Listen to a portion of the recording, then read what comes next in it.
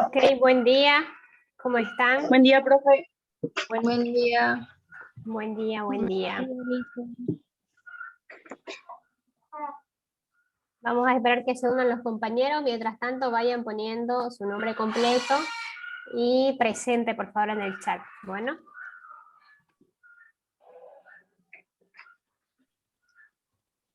Estábamos repasando lo que es el tema 3. Ya vimos todas las definiciones de personalidad, los factores que conllevan, las teorías de la tipología también, y estábamos hablando del liderazgo, ¿no es así? Entonces vamos a seguir hablando del liderazgo.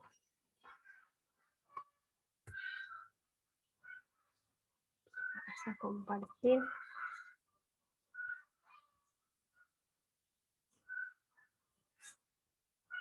Ok.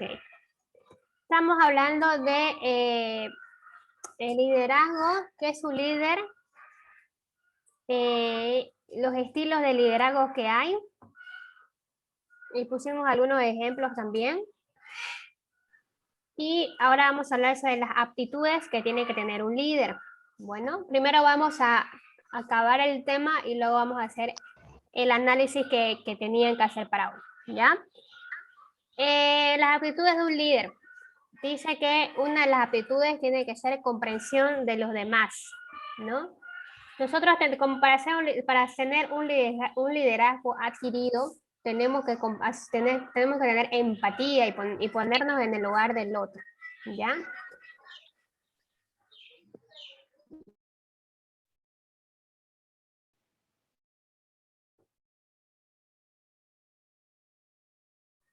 Ya. ¿Cómo podemos nosotros comprender a los demás? Vamos a poner algunos ejemplos. Bueno, en el tema laboral, por ejemplo, cuando una persona está en duelo, tiene 2 días de permiso, si no me equivoco, por la ley del trabajo para no asistir a su fuente laboral. Pero más allá de eso, se necesita una comprensión para que esta persona se estabilice y se vuelva a equilibrar tanto emocionalmente como físicamente, ¿no? Y si tenemos un jefe que dice, bueno, a los 2 días volvés, porque si no te descontamos, porque no me importa que tengas deudas, no me importa que tu papá se haya quedado solito y no sepas dónde ponerlo, y tenemos esta actitud déspota y no comprendemos la problemática que conlleva perder a un ser querido, es como que la persona, el trabajador o el subordinado no se va a sentir como que comprendido, como que estoy en un lugar donde yo puedo tener un problema y me van a comprender o me van a entender que quizás por un tiempo yo necesite estar un poco más suelto de trabajo. Entonces, si no tenemos esta comprensión, el trabajador o el subordinado no nos va a ver como un líder, sino que nos va a ver como un jefe, como un déspota, y al menor indicador de que puede conseguir un trabajo mejor o puede conseguir otro trabajo donde el jefe no sea tan déspota, se va a ir y vamos a perder a un trabajador, ¿no? Lo mismo pasa con el colegio, ¿no? Cuando están frente a un divorcio o están frente a una disputa familiar, quizás, obviamente que el alumno no va a rendir como siempre, no va a rendir normalmente, ¿no? Porque está teniendo situaciones problemáticas fuera del colegio, fuera de la unidad educativa. Entonces, la directora, hay muchos colegios que dicen 3 faltas y te vas, 3 faltas y te salís expulsado, ¿no? O la profesora que dice, es que no viniste, entonces no presentaste la tarea y no te voy a dar otra oportunidad. Entonces, ¿ustedes creen que esa actitud es de un líder?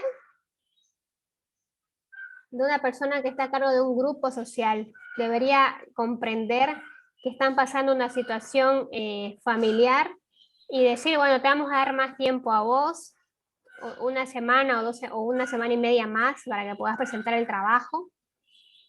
Está bien que no vengas porque se entiende la situación, pero que no se extienda más de 5 días. O sea, estás comprendiendo estás dándole un plazo para que ella se vuelva a rehabilitar o se vuelva a adaptar y pueda resolver este problema familiar. Entonces, la comprensión es muy importante tener cuando uno quiere ser líder, ¿no? Cuando uno está liderando una masa grupal, un grupo social. ¿Por qué? Porque esta comprensión va a ser mutua.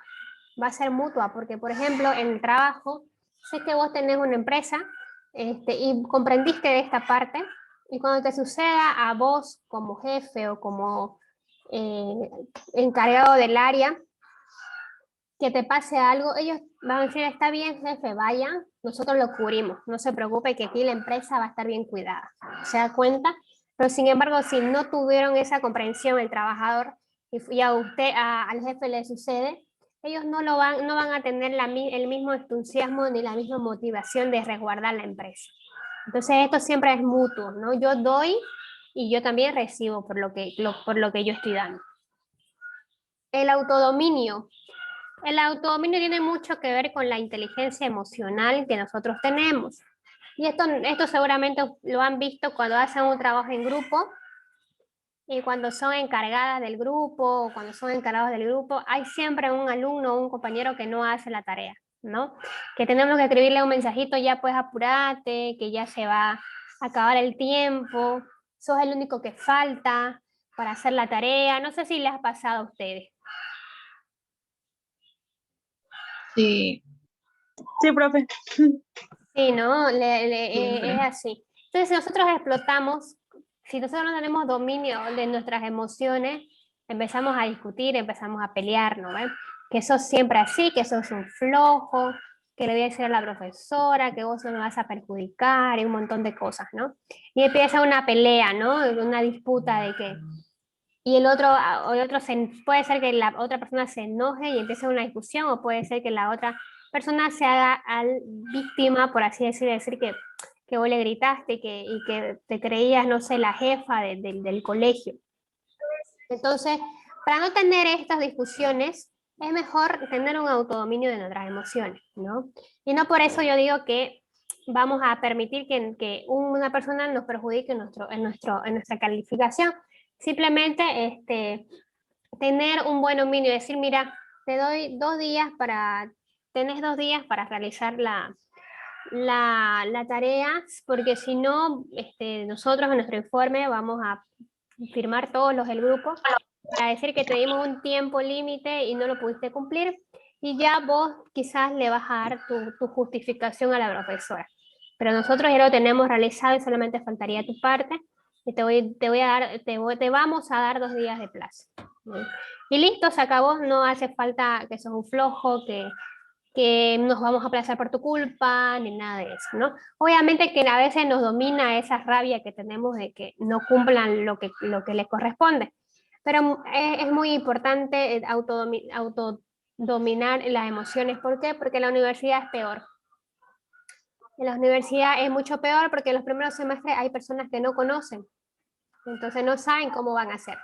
Entonces tener esa habilidad de negociación, esa habilidad de persuasión es muy importante. ¿Listo?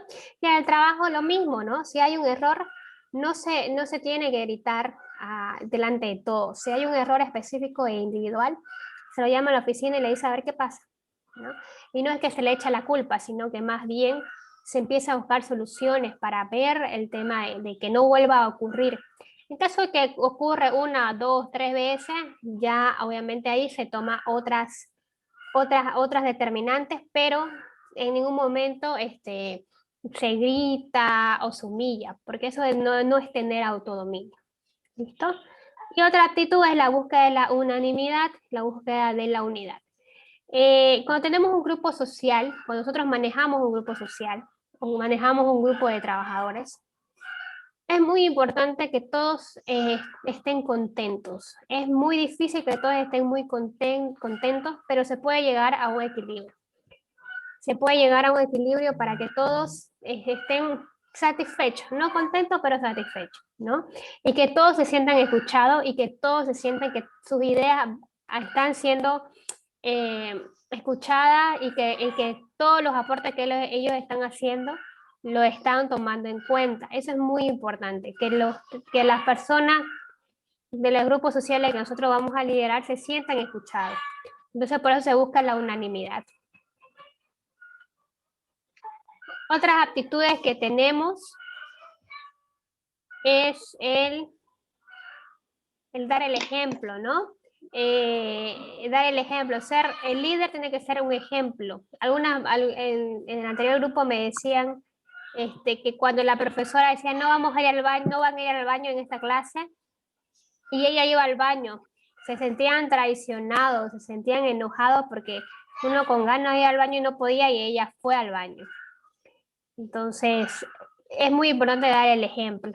¿Listo? Un ejemplo a ver que nosotros podemos dar de cómo nosotros como líder tenemos que dar el ejemplo. Responsabilidad. Responsabilidad. Responsabilidad. Muy bien. ¿Qué más? ¿Qué más me pueden decir acerca de dar el ejemplo? Puntualidad. Respeto hacia tus integrantes del grupo. Ser Digamos. amable. La toma de buenas decisiones. Ok. Sereno. Por ejemplo, alguien dijo puntualidad. Eso es muy importante porque hay profesores que dicen, tienen que ser puntuales sí o sí, porque si no hay menos puntos, ¿no? Pero sin embargo, cuando él se atrasa, no pasa nada. Entonces, dar el ejemplo es muy importante.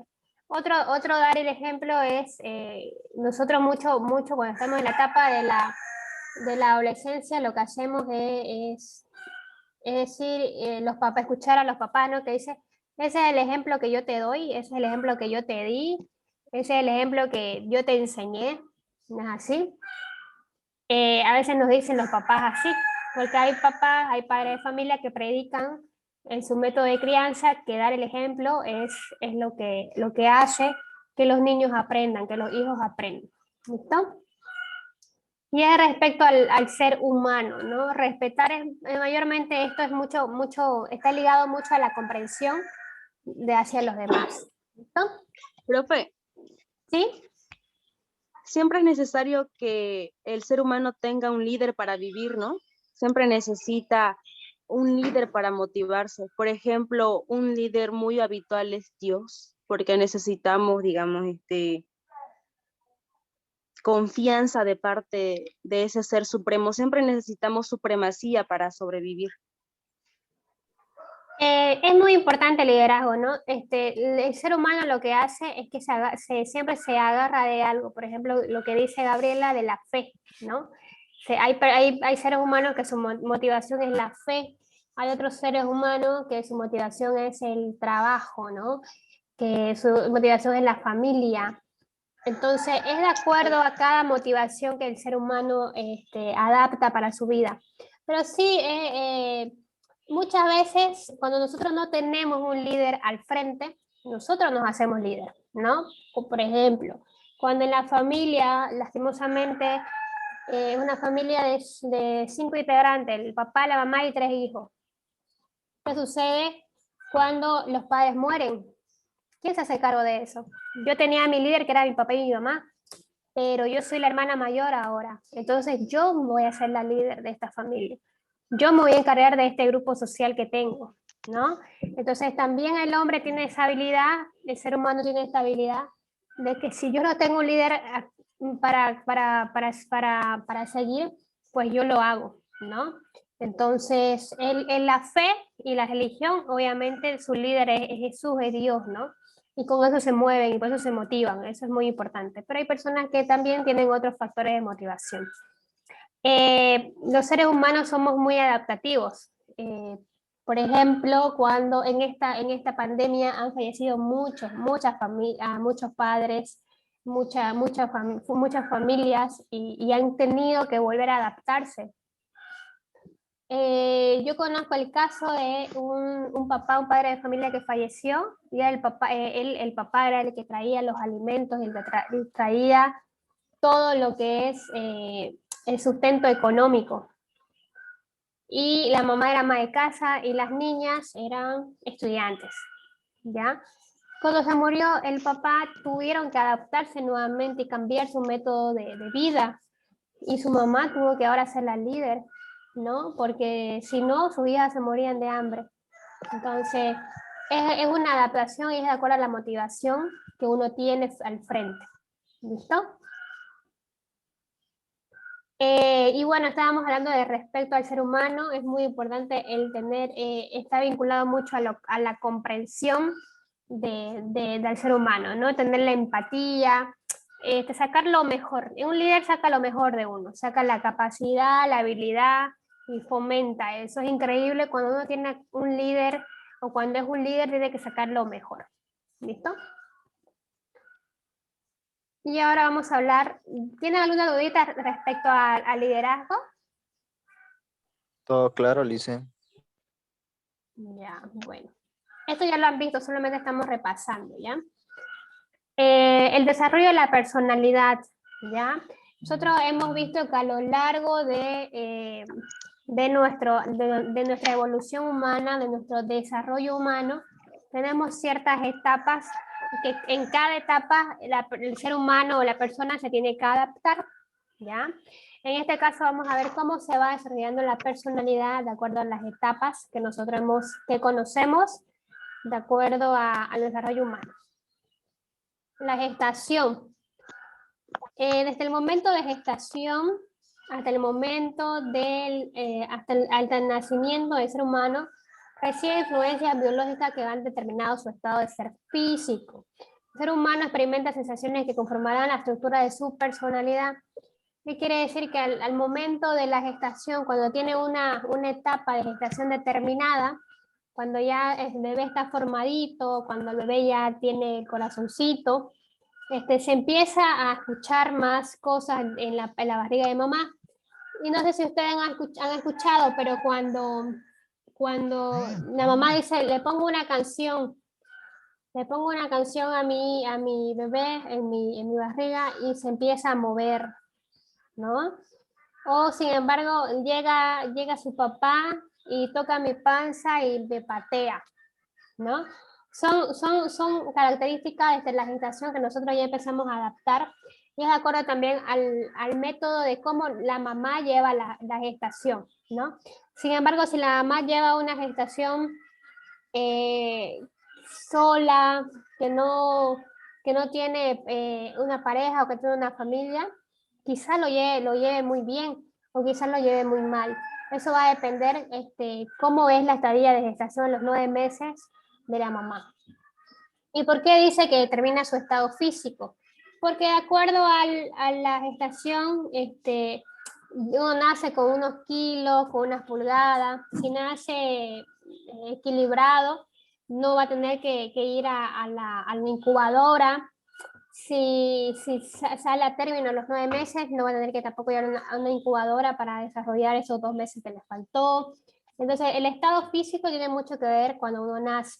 También ahí se ve algunos estudios, si es que tienen alguna deficiencia, que tiene que ser tratada a tiempo también para que no influya en su vida y en su personalidad. ¿Listo? Y la primera infancia, ¿de qué edad es la primera infancia, chicos? Era de los 1 a 3 años. De los 2 a 7 años. 1 a 7. De 2 a 7. De los, ya, de 2 a 7 o de 1 a 7, ¿ya? Porque en el primer año, más que todo, cobra importancia el apego a la mamá y al papá. Los primeros años de vida es muy importante tener un apego positivo. ¿Han escuchado acerca del apego alguna vez? Sí. Apego Pero sí emocional. sucede ¿Sí? de niña con el sexo opuesto. Ya, ok. Bueno, el apego positivo es los primeros vínculos afectivos que tiene el niño, ¿ya? El apego positivo es que nosotros, a nuestro tutor o a la persona que nos cuida, lo vamos a ver como nuestro protector, como la persona que me va a cuidar a mí. Y yo me voy a sentir protegido y no voy a tener este tipo de sentimientos de abandono, esa inseguridad de que me van a dejar y todo eso. Cuando el niño en los primeros años de vida no tiene eso, normaliza y no fomenta lo que son las emociones y sentimientos, ¿ya? ¿Por qué? Porque si el niño está naturalizado y está viviendo en una casa, en una familia que lo maltratan, que solamente él llora, solamente se angustia, pasa hambre, y todo eso, él no va a fomentar las emociones positivas, no va a fomentar un apego positivo, ¿no? No va a tener ese vínculo de afectividad, sino va a tener un vínculo más bien de sufrimiento. Y eso es muy importante porque normalizan luego, ¿no? Y ya cuando van creciendo, no se desarrollan naturalmente, no se desarrollan en una buena personalidad. Entonces es muy importante en Le el hice primer una pregunta. importancia la mamá. Sí, dígame, Wilder. Disculpe que lo interrumpa. Es por decir, ¿se puede considerar malo no tener emociones o sentimientos? Por decir a otra persona que algo que lo conmueve y a otra persona, por decir, no la afecta en nada. Ya. Depende si tiene un trastorno neurológico, es normal. Si no, es porque ha pasado algo en su infancia que ha sido que no se ha desarrollado esta emoción, ¿no? Porque la personalidad es adquirida. Entonces, podría ser, no digo que no es normal, porque nadie sabe qué es lo normal y qué es lo no normal. Solamente tenemos parámetros, pero hay personas así, ¿no? Que no les inmuta nada, que no tienen sentimiento. Pero eso es de acuerdo a la infancia que han tenido y a la etapa de desarrollo que estamos viviendo en este momento, cómo uno va a desarrollarse las emociones. Sin embargo, hay otras personas que son muy sensibles y muy emotivas, ¿no? Todo el extremo. Depende Sí. también en qué etapa está, si está en la etapa de la adolescencia, si está en la etapa de la primera o segunda infancia. Si está en la etapa de la adolescencia puede ser que sea solamente esta etapa, ¿no? Hay que ver, tendríamos que estudiar el caso individualmente. Pero sí suele haber personas así y hasta en la etapa adulta, ¿no? Que pasa algo trágico y ellos tranquilos, o sea, no están tranquilos, pero no pueden demostrar. Yo he conocido personas que querían llorar y no podían, ¿no? Yo decía, pero yo quiero llorar, pero no podían, ¿no? Entonces, o me siento Por mal, pero decir, no se no veía les reflejada nace, en su cara. O a causa. veces también pasa que está Claro, esa emoción, pero no la pueden expresar al momento. Y recién la expresan luego, claro, por ejemplo, cuando están solos o después de haber procesado la información. exactamente. Hay personas que cuando están solos recién ellos son lo que son, ¿no? Lloran, y eso es muy importante leerlo y manejarlo, porque también vienen las autolesiones, ¿no? No me produce, yo mi sufrimiento no lo demuestro mediante el llanto, mediante sufrimiento, sino mediante la autolesión que me estoy dando. Entonces, es un tema muy interesante. Hay veces que es normal, hay veces que es por el desarrollo de su personalidad caído, y hay veces que sí tiene un trasfondo más como para que vaya a psicoterapia, ¿no? Pero eso es caso por caso. Pero sí hay personas así. Y no veo que no sea normal, pero sí tiene bastantes situaciones no resueltas quizá a lo largo de su desarrollo evolutivo. ¿Listo, Wilder? Leto le dicen, muchas gracias. Listo. El segundo año es destacable la influencia del medio social y el desarrollo del lenguaje. Entonces, en la etapa de 2 años ya se empieza a lo que adquirir el lenguaje, lo que habíamos hablado en el tema 2. Se empieza a comprender mucho más la cosa y las situaciones y tenemos más apertura cognitiva. O sea que empezamos a comprender un poco más cuál es el objetivo de ciertas cosas. Por ejemplo, cuando vamos al parque, ¿a qué voy al parque? Entonces ya no solamente voy a pasarla bien con mi familia, sino que también voy a jugar y utilizar todo el parque, ¿no? Y en el tercer año surge la verdadera interacción social. Ya en el tercer año se empieza a, a manejar lo que es yo quiero jugar con vos, juguemos.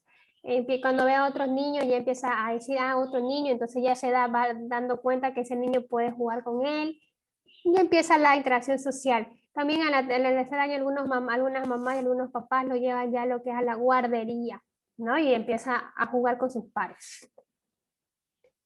Y la segunda infancia, ¿de qué edad es? De 7 a 12, si no me equivoco. Ya, de 6, 7 a los 13 años, ¿no? 12, 13 años, sí. Muy bien, José Andrés. En la segunda infancia se exige mayor independencia y responsabilidad propia ejerciendo sus funciones.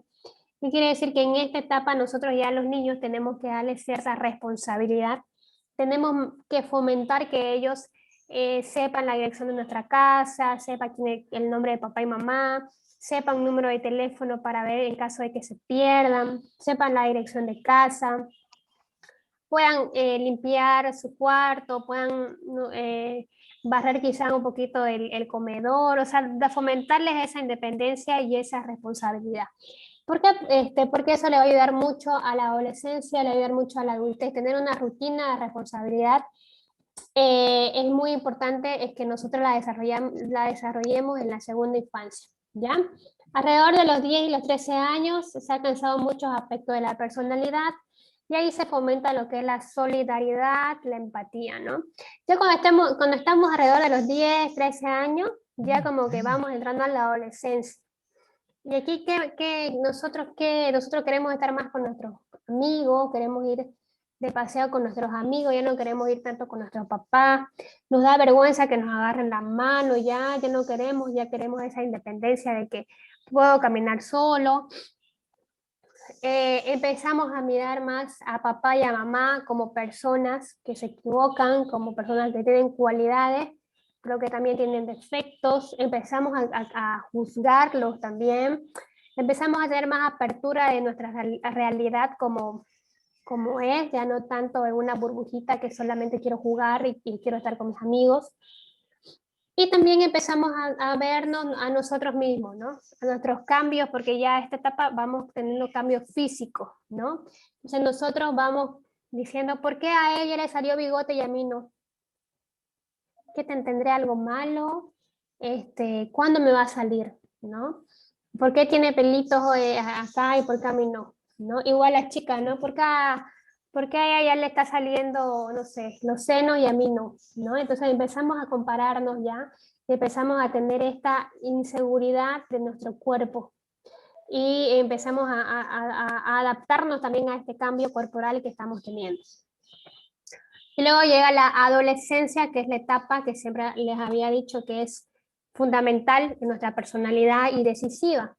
También yo digo que en esta etapa está bien equivocarnos, ¿no? Porque en esta etapa es donde nosotros nos transformamos y aprendemos mucho más. Entonces en esta etapa es donde nosotros fomentamos más lo que es el grupo social. Nosotros queremos estar más con nuestros amigos, queremos tener afinidad, empezamos a tener nuestras primeras novias, nuestros primeros novios, nuestro primer amor, nuestro primer desamor, nuestro primer rompimiento. Tenemos cambios físicos, ¿no? A nivel hormonal también. Lo desarrollamos ya para ser personas adultas y para desarrollar lo último que tenemos que desarrollar físicamente. ¿Qué me pueden decir sobre la adolescencia? A ver, cuéntenme algunas experiencias que ustedes hayan vivido y que ustedes han sentido que cuando eran niños no tenían y en la adolescencia lo tuvieron.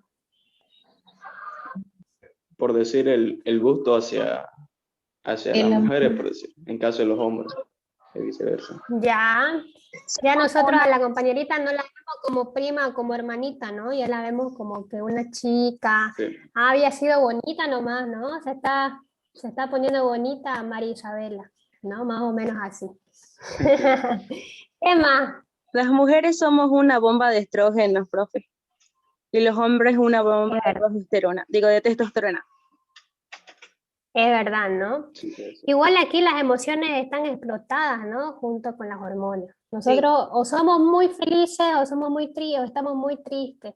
Cuando nosotros la primera vez que terminamos con nuestro noviecito o nuestra noviecita nos hace algo, lloramos como si se acabara el mundo, ¿no? Decía, ¿por qué a mí? ¿Por qué si yo lo amaba? Que no sé qué. Entonces somos muy extremistas. O cuando las mujeres, cuando nos peleamos con nuestra amiga, ¿no? No, que era lo peor del mundo, pelearse con la amiga, que por qué me hizo eso, que por qué, que no sé qué. Entonces, nosotros en esta etapa estamos extremadamente sensibles, ¿no? O nos enojamos demasiado con nuestros padres y decimos, ¿por qué siempre me tratan a mí? ¿Por qué es injusto? ¿Por qué es injusta? Me voy a ir de esta casa, que ya quiero ser grande para irme de esta casa, ¿sí o no? Suele pasar. Entonces nosotros aquí en la adolescencia estamos muy sensible y muy extremista también por el tema de las hormonas y también por el tema de las emociones. ¿Listo? Lisa, Alemana se quiere puede decir decir que que, más se va en la adolescencia. se puede decir que uno Dígame, atraviesa ahí Wilder. la etapa de la rebeldía, como en unos casos, porque uno Sí, empieza a ver el mundo obviamente. de otra forma, empieza a experimentar Exactamente. así, o sea, curiosear, digamos. Ajá, a El curiosear. autoestima. La autoestima también, ¿no? Ahí, aquí en la adolescencia ya nosotros no nos vemos como chicos como todos, sino que ya empezamos a A vernos comparar, ¿no? individualmente. Entonces, si yo a compararnos, ¿no? Decir, ¿por qué ella tiene su cabello así y por qué el mío es así? ¿No? O ¿por qué ese chico es más musculoso y yo no? ¿No? Entonces ya empezamos a comparar de que la autoestima va cambiando, ¿no? También porque nuestro cuerpo va cambiando y nuestras facciones de cara también va cambiando, ¿no? Hay chicos que cuando son niños son súper lindos, ¿no? Son súper tiernos y ya cuando son grandes empieza el acné, por ejemplo. Imagínense, el acné es algo que baja mucho la autoestima si no se trata. O que la voz, mi voz era bonita, me gustaba mi voz cuando era niña. Yo ahora estoy con una voz gruesísima, no me gusta, ¿no? Entonces, todos estos cambios que nosotros físicamente tenemos también nos afectan emocionalmente, ¿no? Aquí también empezamos a tener nuestras primeras actividades sexuales, algunos, ¿no? Empiezan a tener ya lo que es las relaciones sexuales, empiezan a experimentar eh, el tocar al otro y todo eso, lo que vincula. Entonces ya están Es actos que como para tener relaciones sexuales. Claro, ¿no? Pero hay que mejor siempre... el algoritmo, Sí, sí, ¿quién quiere ahí se hablar? da la ¿Ahí se da qué? se alborotan las hormonas. Se alborotan las hormonas, ¿no? Ahí los chicos ya empiezan a mirar otras cosas a la chica, ya no solo la sonrisa, ¿no? Empiezan a mirar ya el cuerpo. Entonces, a diferencia de las mujeres, las mujeres también empiezan a mirar también el cuerpo del hombre. Entonces, ahí es un popurrí de todo. En la adolescencia nosotros experimentamos todo, ¿no? Y por eso yo siempre digo que en la adolescencia está bien equivocarse, pero de esa equivocación aprender y salir adelante, no quedarse, ¿no? También aquí en esta etapa de la adolescencia se enseña mucho lo que es la salud sexual, ¿no? La prevención de embarazo no deseado, la prevención de enfermedad de transmisión sexual y todo eso. Uno puede experimentar todo, pero con responsabilidad, ¿no? Entonces, es muy inestable la etapa de la adolescencia, pero es la esencial para que nosotros conozcamos nuestra personalidad. Aquí también hay mucha deseabilidad social, ¿no? Yo hago esto porque mis amigos lo hacen. Entonces, yo me la chuñeo, como habíamos hablado ayer, porque mis amigos lo hacen. Entonces, aunque no quiero, pero para no quedar mal, ¿no? Mucho pasa eso, de que no quiero quedar mal. No quiero no quiero tener sentido de pertenencia, no quiero quedar a un lado, ¿no? ¿Algo más que me puedan decir sobre esta etapa? Que influye mucho acerca de la orientación que puedes recibir de personas mayores o de tus padres. Influye mucho, ¿no? También en la adolescencia es cuando más se escapan los chicos de casa, ¿no? Se van de Sí, casa, se escapan y dicen, no, no quiero más. Aquí en la adolescencia nosotros tomamos también la decisión de escaparnos o de irnos de un lugar que no nos gusta. Por ejemplo, si en casa es lleno de violencia, es maltrato, es todo, entonces yo ahí agarro un poco más de coraje y me voy o denuncio, ¿no? Se ha visto que en la adolescencia también las chicas y las personas, ni los adolescentes que son abusados sexualmente o violados, también es la etapa donde hablan, ¿no? Donde al novio le cuentan o a la novia le cuentan que pasó esto. Entonces es como un descubrimiento también de lo que yo quiero y lo que no quiero, ¿no? Entonces eso es muy importante. ¿Listo? ¿Algo más o todo en orden? ¿Algo más que me quieran decir de la adolescencia? Sí, es su etapa, todavía, algunos están en la etapa de la adolescencia, de su chicle. ¿Qué más me pueden decir? Empezamos a juzgar a los papás, ya como habíamos dicho, ¿no? Ya lo vemos como personas. Nos damos cuenta de que mis padres vivían juntos, pero no estaban juntos. ¿Cómo es? Estaban separados viviendo en la misma casa. Yo no me daba cuenta hasta que crecí y supe que mamá y papá tenían otra pareja, pero vivían juntos, ¿no? Y eso lo empezamos a juzgar también. ¿Cómo se puede ser eso? Si empezamos a tener esa osadía de decir, no fuiste buen padre, o no fuiste buena madre. Entonces es un popurrí de emociones lo que tenemos en la adolescencia. ¿Listo? ¿Alguien más o cerramos la adolescencia? Es en esa etapa donde uno busca más independencia. Y en los casos más extremos, incluso como usted decía, los que se fugan de casa, según la ley boliviana, a partir de los 14 años pueden trabajar, claro que bajo ciertas normas especiales.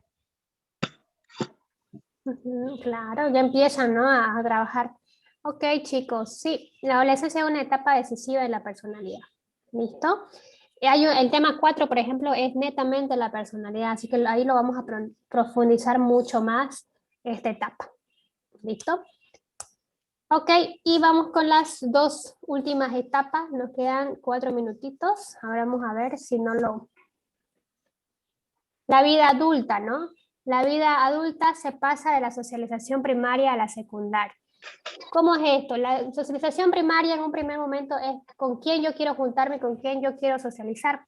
En esta etapa de asociación secundaria es que nosotros ya empezamos a socializar con personas que no elegí, pero que tengo que socializar de todas formas. Por ejemplo, en la universidad, en los primeros semestres voy a tener que hacer grupo con personas que no conozco y que yo no las elegí, sino que pasaron una lista y me tocó con esas personas. Entonces yo tengo que socializar y también aprender a tener esta iniciativa de que a ver qué vamos a hacer. Vamos a hacer este grupo, dividámonos a ver las partes y todo eso. Eso es lo que quiere decir la socialización secundaria. Socializar con personas que no elijo, pero que tengo que hacerlo, ¿no? En el trabajo también. Por ejemplo, cuando ya adquiero mi primer trabajo, mis colegas todavía no los conozco. Entonces empieza a socializar secundariamente. ¿Por qué? Porque no solamente yo elijo conversar con algo en común, como por ejemplo escuchaste la última canción de, no sé, a ver qué artista, no sé, de Bon Jovi, digamos, ¿no? O escuchaste o viste la película de Freddie Mercury. Eso nosotros hablamos con los amigos, ¿no? Así nosotros hablamos de afinidad, de cosas que nos gustan. En cambio con los colegas, que hiciste el proyecto, ¿no? Terminaste tus objetivos planteados, entonces es como que otro tipo de conversación, que luego fuera del trabajo se convierte en amigos de acuerdo a cómo nosotros socializamos. En esta etapa también se caracteriza una estabilidad de la personalidad.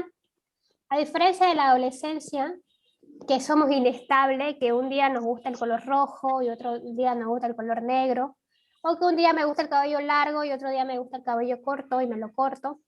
Aquí en la etapa de la vida adulta es como que nuestra personalidad se va estableciendo. Dígame, José Andrés. Lo siento, es que me equivoqué. Ah, bueno. Entonces aquí la estabilidad de la personalidad se va viendo. Ya nosotros adquirimos unas ciertas actitudes, por ejemplo, el saludar, por ejemplo, cuando vamos a entrevistas, cómo comenzamos la entrevista, cuando hacemos capacitaciones, cómo nos vestimos, qué creo que me queda mejor, cómo soy, si soy empático, si soy comprensivo, si soy solidario, si ya se empieza a tener una estabilidad, ya empezamos a como que nuestra personalidad se empieza ya a verse construida. Y al incorporarse al mundo laboral, a la producción y al vínculo social, se representa aprender. Pero nosotros entramos a la vida adulta y cuando entramos a trabajar, todo lo que las experiencias son para aprender. ¿Listo? Vamos a salirnos de esta primera clase y vamos a volver a entrar para continuar la clase, por favor, porque ya se va a cortar. ¿Listo? Entremos nuevamente, por favor. Ya, listo. Bomba, dicen, me gusta esta clase. Listo, a ver. Yo tengo problemas con esto.